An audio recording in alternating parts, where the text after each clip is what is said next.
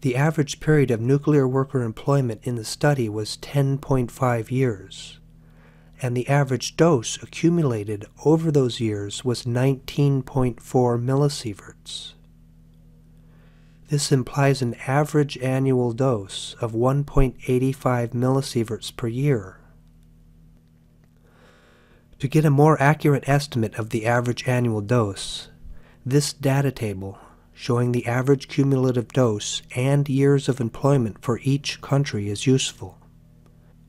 From these data, we find that the average annual dose for the whole cohort was 1.95 millisieverts per year, rounding off to 2 millisieverts per year. The data provided by the study also allow calculation of the median annual dose of the whole cohort, which was lower still, at merely 0.45 or 1/2 of a millisievert per year. So the representative dose rate among the nuclear workers in the study was at most 1/10 of the 20 millisieverts per year allowed in Fukushima. So with an allowance of 20 millisieverts per year, Fukushiman children may receive up to 10 times the dose rate associated with increased cancer among adult nuclear workers. To get a sense of the distribution of exposures over the cohort, 90% of the workers in the study received cumulative doses under 50 millisieverts over their entire period of employment, which overall was 10.5 years on average. So dividing 50 millisieverts by 10.5 years suggests that the dose rate for most of the workers was probably below 5 millisieverts per year, which is just 1/4 of the maximum annual dose for Fukushimans. To get a sense of the distribution of the radiation effect over the 15-country cohort, the authors eliminated each country from the study one at a time to see if eliminating one country's data eliminated the indicated radiation effect. In each sub-analysis, they found that the excess risk ratio, or ERR, was higher than, but compatible with, the National Academy of Sciences Beer 7 risk model, which was the risk model we previously reviewed. So the indicated radiation effect was not biased by data from any particular country. The authors of the study noted that worker smoking is a possible confounding factor, since lung cancer was common among the workers. However, other smoking-associated cancers showed little relation to radiation dose, and the authors concluded that even if smoking played a role, it cannot fully account for the dose relation of cancer to radiation. So let's recap. The 15-country study, authored by 51 radiation scientists, is the largest study ever conducted of nuclear workers. It found increased cancer risk among the workers. The average worker dose was 2 millisieverts per year. Most workers received under 5 millisieverts per year. And the maximum dose allowed in Japan is 20 millisieverts per year. That's 10 times higher than the average annual worker dose, and 4 times higher than most worker doses.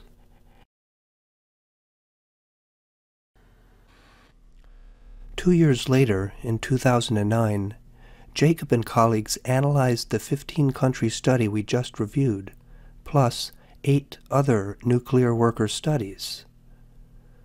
What makes nuclear worker exposure especially relevant to areas contaminated by nuclear fallout is that both exposure scenarios deliver doses at a slow, persistent rate. And the meta-analysis of Jacob and colleagues suggests that such slow dose rates might be more harmful than fast dose rates. For example, this chart from Jacob et al. Shows excess cancer mortality risk found in 9 studies of nuclear workers, Each study is denoted by a red dot whose rightward displacement from zero risk along the bottom axis denotes the degree of increased risk found in that study. In contrast, the blue dots represent the comparative excess risk among the atom bomb survivor cohort, adjusted to match the sex ratio and average age of the nuclear workers in each study. As we can see, the red dots are usually more rightward displaced than the blue dots, and therefore most nuclear worker studies found a higher risk of cancer mortality than among atom bomb survivors. This is a significant finding because radiation risk models are largely founded upon fast-dose exposures, like from the atomic bomb blasts, and it has been assumed that fast dose rates were more harmful. However, the findings of Jacob and colleagues brings this view into question. As an editorial on the findings of Jacob et al. In the journal Occupation and Environmental Medicine observed, quote, "A number of recent studies challenge the assumption that low-dose rate exposures to penetrating forms of ionizing radiation are less effective at causing cancer than high-dose rate exposures, because risk estimates for people who received low-dose rate exposures tend to be larger than or similar to the corresponding estimates derived from the study of Japanese atomic bomb survivors." End of quote. This graph from Jacob et al. Demonstrates the discrepancy of risk models.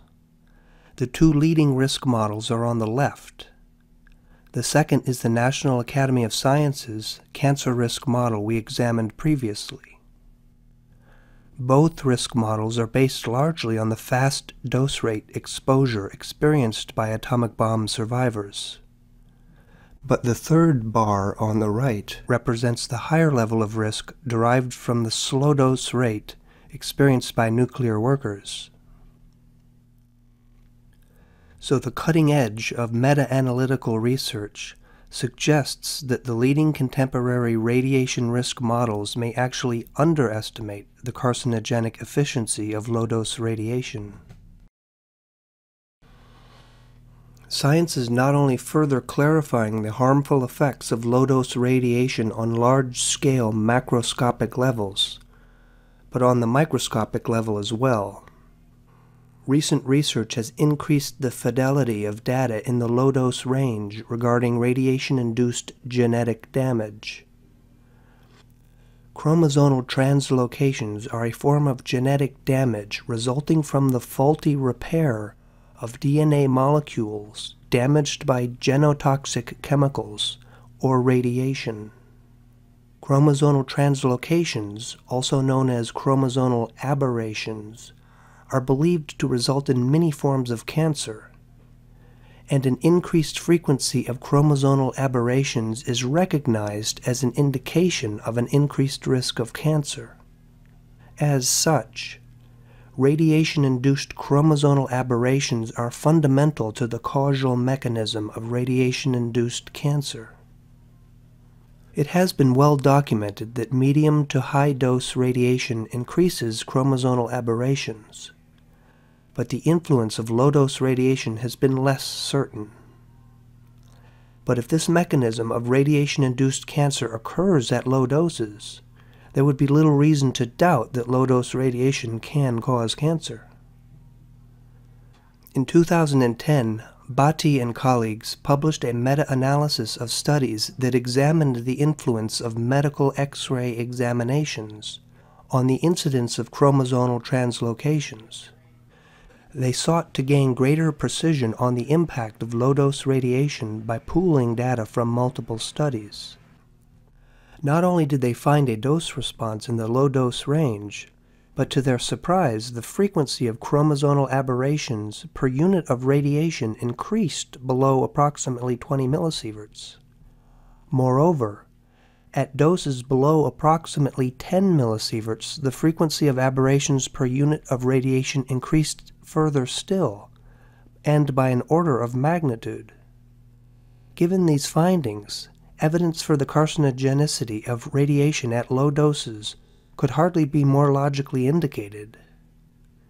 Let's examine this formally. The hypothetical syllogism is a two-premise argument schema of classical logic of the form: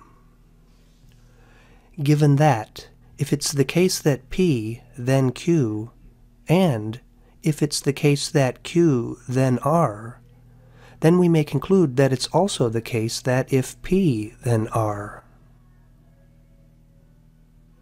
Plugging the scientific evidence we've just reviewed into the hypothetical syllogism, we may reason as follows.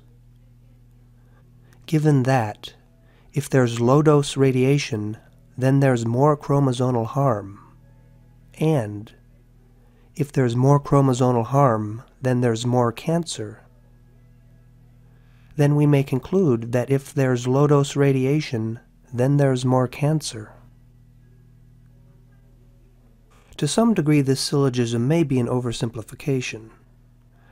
However, our inputs in this valid argument schema are the outputs of state-of-the-art biological research.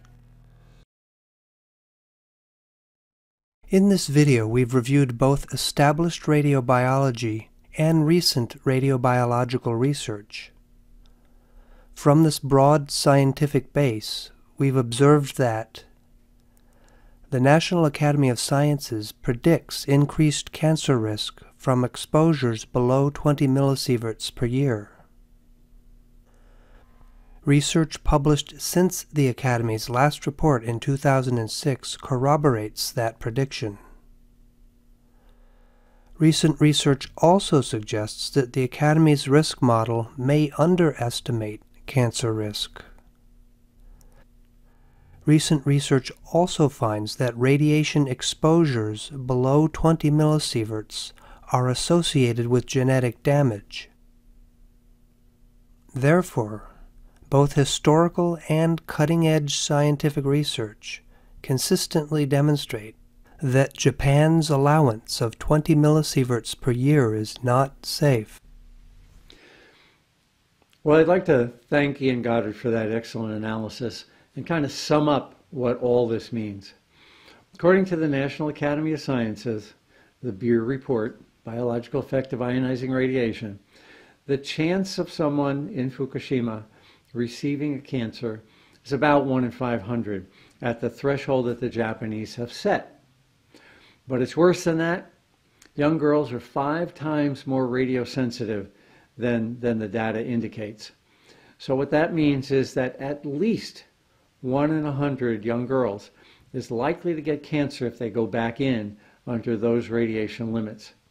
And that doesn't include hot particles, and it doesn't include what Mr. Goddard has clearly shown is a problem of low-level exposures perhaps being worse than linear. Well, thank you very much, and I'll keep you informed.